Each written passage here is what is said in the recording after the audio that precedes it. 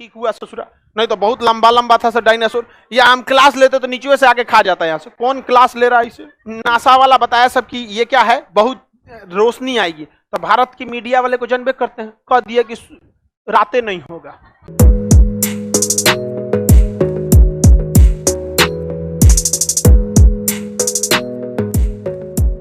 दिक्कत ये क्षुद्र ग्रह को कौन खींचना चाहता है? सूर्य। बहुत खचरा है सूर्य। ये चोट्टा जब खींचेगा इसको, मान के चलिए खींचता है इसको, कहेगा चल चल आ जा जा, और खींचेगा तो सूर्य का खाली रास्ता है क्या? बीच में धाए दे पृथ्वी पे गिर जाएगा। तो सुनते होंगे उल्का पिंड गिर गया। ये खचरा वही है। कौन? सूर्य। एक बुला लिया है, और रास्तों में कौन है? पृथ्वी। ये तो घूमते रहते हैं सब, बुलाने को बुला दिया, ये चल दिया कि आ रहे हैं, आप बुला रहे हैं तो आ रहे हैं मरने के लिए, क्या दिक्कत है? प्लाज्मा बना दीजिए हमको भी। अब बीचों में कौन आ जाता है? पृथ्वी। बीचों में पृथ्वी, धाए दे गिर जाता है किस पे? पृथ्वी पर। तो ये तो कहिए कि वायुमंडल बचा के रखता है, ऊपर से छिछला देता है या तो जला के क्या कर देता है? खत्म कर देता है। एक बार बहुत बड़का क्षुद्र ग्रह को बुला लिया था ये सूर्य। बहुत खचरा था, बहुत खचरा। बड़का क्षुद्र ग्रह को बुला लिया। अब बुलाने को सोचा क्या कर लिया? बुला लिया। और तब तक बीचों में कौन आ गया? पृथ्वी। धाए दे बड़का वाला गिर गया पृथ्वी पे, क्योंकि वायुमंडल की अपनी औकात है, छोट मोट को ना छिछला देगा। अब आप छोटा सा ईंटा लेके ऐसे पानी पे छिछला देते, खड़े ईंटा बड़का लेके छिछलाइएगा थोड़े ही जाएगा, नहीं जाएगा, नीचे गिर जाएगा। उस ससुराई सूर्य कम खचरा, ये बड़का उल्का पिंड को बुला लिया। क्या हुआ? आओ तू चल दिया। अरे आ गए। समझ में आ गया कि नहीं आ गया? बुला लिया ये ससुरा। कौन? अब बीचवा में कौन आ गया? धाए दे गिरा पृथ्वी पर। इतना भयानक पृथ्वी पर गिरा कि पृथ्वी का केंद्रीय भाग दहल गया। इतना तेज लगा कि पृथ्वी का केंद्रीय भाग दहल गया। और जब केंद्रीय भाग दहलेगा तो उसके अंदर क्या है? प्लाज्मा। वो धधक के कहां चला आया? बाहर। और बाहर घूम रहे थे सब डायनासोर, सारे डायनासोर मर गए।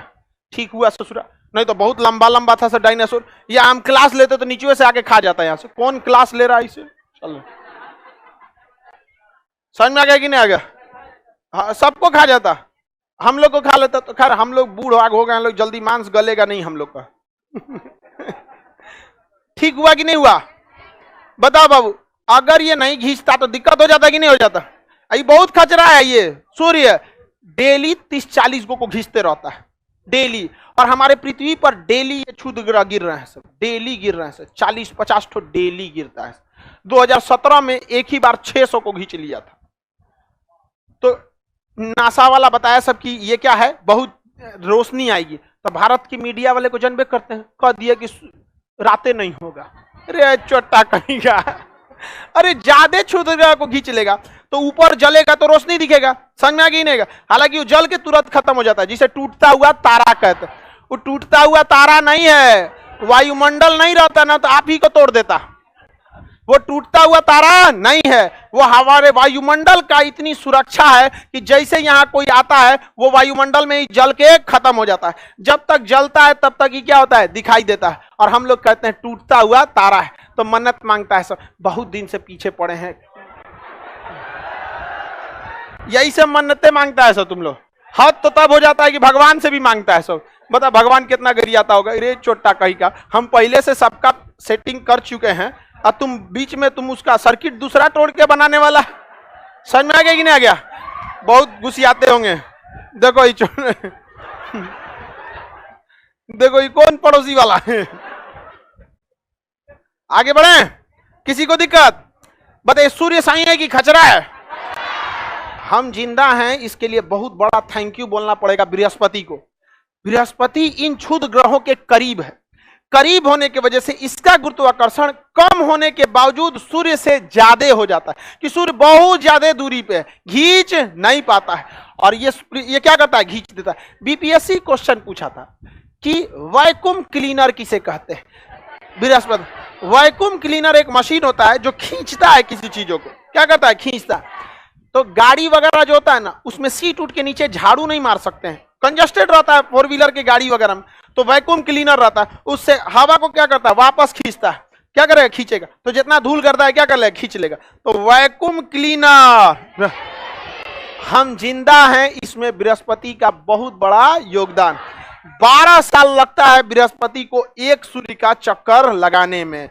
12 साल बाद आता है महाकुंभ का मेला। समझ में आ गया? और लोग कहते हैं भारतीयों का साइंस पीछे था। रे चोट्टा, जब तुमको बृहस्पति के बारे में पता नहीं था ना, तब से हमारे यहाँ कुंभ 12 साल पे महाकुंभ मनाया जाता है। समझ में आ गया कि नहीं आ गया? और हम लोग को सिखाता है ऐसा कि हम लोग का विज्ञान कमजोर था। वो अलग बात है कि हम लोग तर्क के जगह इमोशनल हो जाते हैं। जब तर्क दीजिए तो प्रेम से उसकी बातों को काटिए। लेकिन भारतीयों में क्या होता है, बतिया सही बोलेगा, चढ़ के बोलेगा, हमरा से देर होशियार बनता है। कनाड ऋषि ने पहले ही बोल दिया। आराम से बोलिए कि भाई डाल्टन कब आए थे? कनाड उनसे 200 साल पहले आए थे। कनाड ना लड़ जाएगा। याद रखिएगा, वकील हमेशा बेहतरीन होना चाहिए, वरना केस मजबूत और कमजोर हार जाएगा। आपके पास कुछ रहे, क्योंकि सबूत में हो जाते, सत्य में हो जाते नहीं, सबूत में हो जाते। सबूत नहीं है, चल जाएंगे। कई आदमी को ऐसे सुने होंगे कि 40 साल बाद जज साहब ने छोड़ा सबूत के अभाव में। उसे थोड़ा सड़ कह रहा था सबूत के अभाव में। सबूत में हो जाते। समझ में आ गया कि नहीं? बड़का बड़का नेतवा छूट जाता है, सब की नहीं छूट जाता है, आराम से छूट जाता है। आगे बढ़े ध्यान से। सब बहुत खचरा है। कौन? सूर्य। खींच लेता है यहां पर। आइए, बृहस्पति क्या करता है? रोक के रखता है।